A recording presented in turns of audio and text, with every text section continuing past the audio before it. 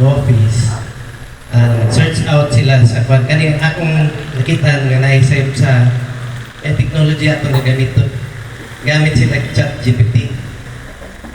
Recommend dahil itong chat GPT o forma sa baboy.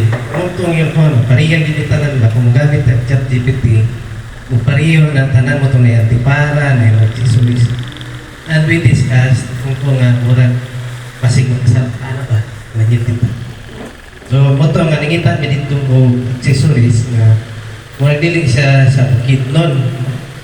Kung nga pong bid siya gikan sa amo ang Bitworks na training. Ngayon ako nga basin o kani basin. Kaya ato is basin maka-open siya ba? So, mo ito ang gikuan and then wala ito, ang katuyuan lang yun is to compete. O nakita lagi naman dito sa presentation na lusag yun pariya yun ang presentation sa kada grupo. So ako nakita nga sipyat siguro sa most of the LGUs na nag-English. Pero paggamit ang chat GPT nga apps which I declined yun nga dilin pa. Pero ang tuyo po na to ani sa pag uneven ni although hindi man ito katuyuan is ang mga po nga mapakita po na sa pagrespeto sa mga IPs especially nga kasulugan po siya sa IPs. Salamat.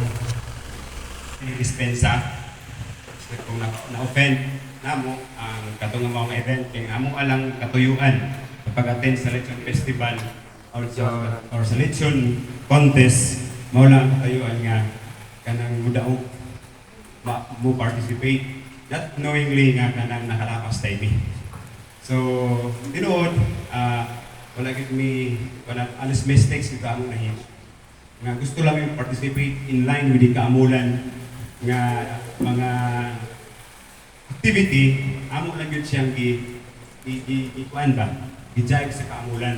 So wala nga in behalf po sa local government unit ng Pangantukan kamisan mga dispensa sa ako nahimo sa parts ng tribo ngayon na nakalapas tayo. So ang ako lang kinali nga kasunod na pang mag-isunod kamulan, di pa rin mawalang kamulan. So kung naman kalang activity siguro panikamutan ka na mo ma-avoid like this nga sitwasyon. Hindi din po dali para sa amo kung participate na ba could be. Kaya we are mandating from the provincial people's office nga mao niya mong himuon. So participate para sa kalambuan, para sa kamulan, para sa kabibo sa kamulan. So mga ibig dispensa kung nalapas manggaling na mo ang maong event. Again, kanatong tanan ayong pages hapon. Roderick Rosales, Municipal Agriculturist sa Municipal sa Kalilangan. Isa sa rason nga same gamon with other one of the participants sa Lechon Festival. So nahulog lang ito according to my staff during the event sa Lechon Festival. Is lang nga kung naalala yun, siguro rin kaya ako dito mabantayan ako pero matod pa nila niawat lang sila sa uban mga nagbutang na ba. So because they were not informed about the pagprotekta sa mga IP symbols o kultura sa atong mga kaigsunan lumad.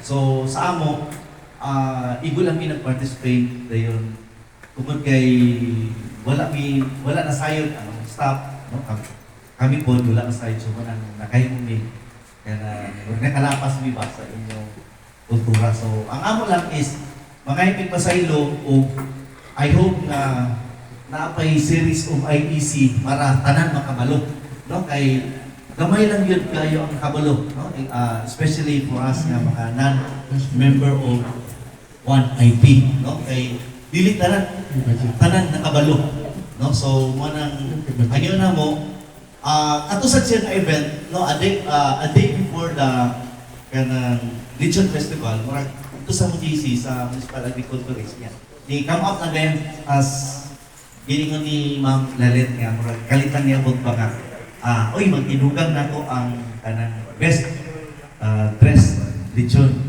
So kami during the event kung saan lagi ang makita dito ba niya thinking nga okay ra tungod kay nakita man namo sa ban mga munisipyo. So kana lang ang among inform sa inyo o kami nagayon ibig pasaylo yun sa among ngayon. Salamat po, Mayo. Sige sir. Salamat. Talking about... Sorry guys, siyempre. Don Carlos, dato. Agi pag-yung po, pagtawag sa atong mga dato, lahat na mga bahay, atong mga membro sa 7 tribes, sa mga sa pamayo, ako na pagtanang. Ako si Virgilio Mahilom, ang acting municipal agriculturist sa lungsod sa Don Carlos. Ako lang ipadaya gamay kasubok na among nabuhat iwagin bigadaw na inani di among daratan ang among mga pagtuo na kini among gibuhat maayo tungod kay Curtis nga nagipa dayang sa ato ang provincial agriculture sa office. So wala kang gagmila yung mahimo. So nakakita niya in line sa kaamulan ng activity. Motong nakagamit din ni og mga sani mga beach na to. Kay contest lagi niya, siyempre among nakita nga basin kini nga among gibuhat nga dako day kayo sayo.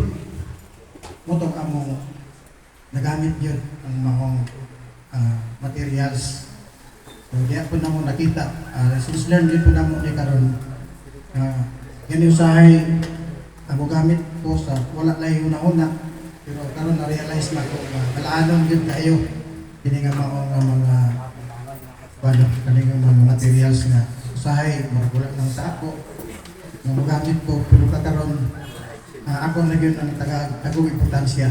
No? So, mahinaot lang ko nga idiyap sa mo ang munisipyo sa Don Carlos. At least man lang kini na sa takong sayop na nabuhat among ning padangat sa uban na binagot sa manakog na subuhan mo. Munang wala ka lang tao, dili kayo takong respeto, pero sa nahitabo karon 100% na gud ang akong respeto tungod ani nga mga pangitabo. So mura na himo kong lessons learned kini nga mga pangitabo.